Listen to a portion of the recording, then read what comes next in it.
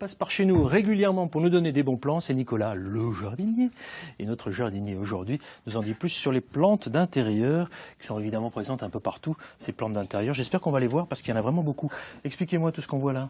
Donc là, il y en a vraiment différentes. Bon, là, on va avoir des Schefflera, on va avoir du Zamioculcas, on a des Anthurium, on a du Calathea avec les feuilles décoratives. On peut mettre également donc, des cactus, on peut utiliser des bonsaïs. On a vraiment beaucoup de choix. C'est souvent un achat coup de cœur quand on achète une plante verte. Ouais, alors le problème, c'est que c'est très joli. Il y a tellement de choix que j'ai envie de connaître votre choix à vous, parce que c'est quand même vous l'expert. Qu'est-ce que vous nous conseillez en Bourgogne-Franche-Comté dans nos intérieurs qui sont chauffés, évidemment, l'hiver? Bien sûr, c'est ça le vrai problème aujourd'hui, c'est le chauffage à l'intérieur. Donc il faut vraiment faire attention à toutes ces plantes qui viennent quand même de pays exotiques où il y a quand même une chaleur, mais surtout une humidité. Donc on n'a pas beaucoup d'humidité à l'intérieur.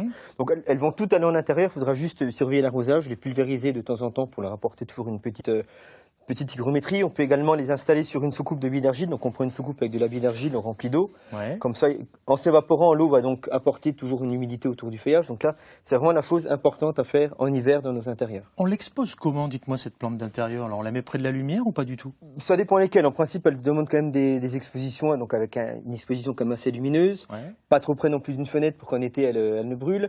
Après, ça dépend. Après, si vous prenez par exemple des fougères, elles demandent plus de l'obscurité. Donc voilà, il faudra un petit peu adapter en fonction des variétés, mais dans l'ensemble, c'est quand même des expositions assez lumineuses quand même. Alors, vous me parliez des petites billes, là, les petites billes d'argile qu'on voit ici, là, j'espère qu'on les voit. Les petites billes, ça, ok, j'ai bien compris que ça se mettait au fond, c'est ça? On peut les mettre donc dans des soucoupes comme ça, donc remplies d'eau, pour apporter de l'humidité lorsque l'eau va s'évaporer, mais on va également les rempoter, donc les utiliser lorsqu'on rempote une plante. Au fond du pot, on va mettre une petite couche de billes d'argile pour drainer, en fait, ça va permettre d'évacuer l'excès d'eau qu'il y a dans la plante. Parce que le problème, c'est l'arrosage de toutes ces plantes d'intérieur. Voilà. Parce que moi, j'en ai deux.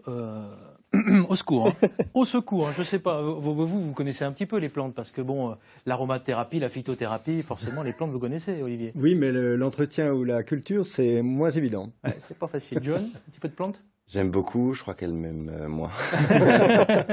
Bon, alors vous qui avez la main verte. Au niveau de l'arrosage, il faut bien laisser sécher les plantes entre deux arrosages. Ouais. Donc il faut vraiment toucher la terre, qu'elle soit légèrement sèche, parce que si on arrose avec la terre encore humide, ça va faire trop d'humidité au niveau de la plante, au niveau des racines. Les racines pourrissent et la plante finit par dépérir. Donc on laisse toujours sécher entre deux arrosages, donc ça va être en gros tous les 10-15 jours en moyenne. Ça va dépendre après de la taille du pot, mais en moyenne c'est 10-15 jours entre deux arrosages. Ouais, alors qui dit intérieur dit poussière, n'est-ce pas? Et quand on pense poussière, on prend la plante là qu'elle a, voilà, par exemple, et on se dit, comment je fais pour nettoyer la poussière? Ça c'est important de le faire. Donc bon, il existe des bombes, mais bon, c'est pas l'idéal. Ce qu'on fait, on peut soit les mettre par exemple dans une douche, dans une baignoire. Ensuite, on prend la pomme de douche, on les nettoie à grande eau. Voilà, ça permet vraiment de retirer un maximum de poussière. Non, on le fait vraiment quand même sur une petite durée. Autrement, si en plein été, par exemple, vous voyez qu'il va pleuvoir, on la met en extérieur, donc elle va bien se nettoyer. La plante va donc beaucoup mieux respirer, va donc beaucoup mieux faire sa photosynthèse, donc on aura une plante qui va beaucoup mieux se développer si elle n'a pas de poussière sur le feuillage. Et parce que celle-là, elle est super verte, celle-là. On a l'impression qu'elle a été peinte. C'est vrai que ces variétés-là, les Zamioculcas, donc sont toujours très verts. On a même l'impression des fois que ce sont des plantes en plastique, mais ce sont des vraies plantes. D'accord, ok, parfait. Si je veux bien l'intégrer à mon intérieur et que je veux rempoter ma plante, qu'est-ce que je fais? Donc on va donc prendre un pot légèrement plus gros que le pot actuel.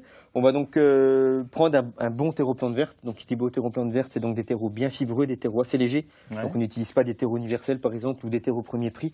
Donc ce qu'il faut bien faire vraiment, c'est des terreaux fibreux qui vont vraiment bien drainer, qui vont pas retenir l'eau au niveau des racines. D'accord. Il y a des tendances quand même actuellement là, parce que je vous vois depuis tout à l'heure tripoter votre truc et tout le monde se dit mais qu'est-ce qu'il fait? Il tripote depuis tout à l'heure. Donc la grosse tendance, c'est ce qu'on disait tout à l'heure. Donc c'est donc les kokedama. Donc ok, j'ai compris. C'est ça les kokedama. Kokedama, voilà. C'est donc une tendance qui vient donc du Japon, qui est donc été créée dans les années 90.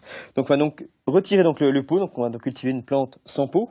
Ouais. On va donc faire une motte de terre donc autour des racines. Donc on retire un maximum de terre. On va donc remplacer avec de la terre qui est composée, donc c'est composé d'argile. Ce mélange composé d'argile, de terreau, de matériaux drainants, donc, comme la pouzzolane par exemple, de sphègne. Donc la sphègne, c'est donc de la mousse en fait qui est donc déshydratée, qui va donc bien retenir l'humidité. Et donc une fois qu'on a donc fait cette boule autour des racines, une fois qu'on a tout mélangé, qu'on a fait cette boule de terre autour des racines, on va donc l'habiller avec de la mousse, qu'on va donc faire tenir avec du fil de fer ou du fil nylon. Ah oui, j'ai compris, vous avez saucissonné le truc, d'accord. Okay, voilà, tout à fait. Donc là, allez, faites-moi ça en version express, là. Voilà, un petit peu de temps quand même. C'est la version accélérée. On va mettre le noir et blanc aussi, comme ça, voilà. On replongera dans l'époque de l'ERTF. Dites-moi, sérieusement, ça coûte trop fois rien de faire ça?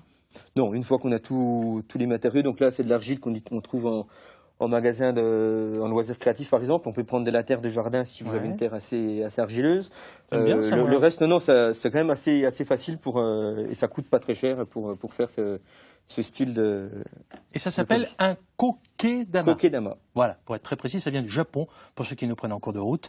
Et c'est en fait une plante sans peau.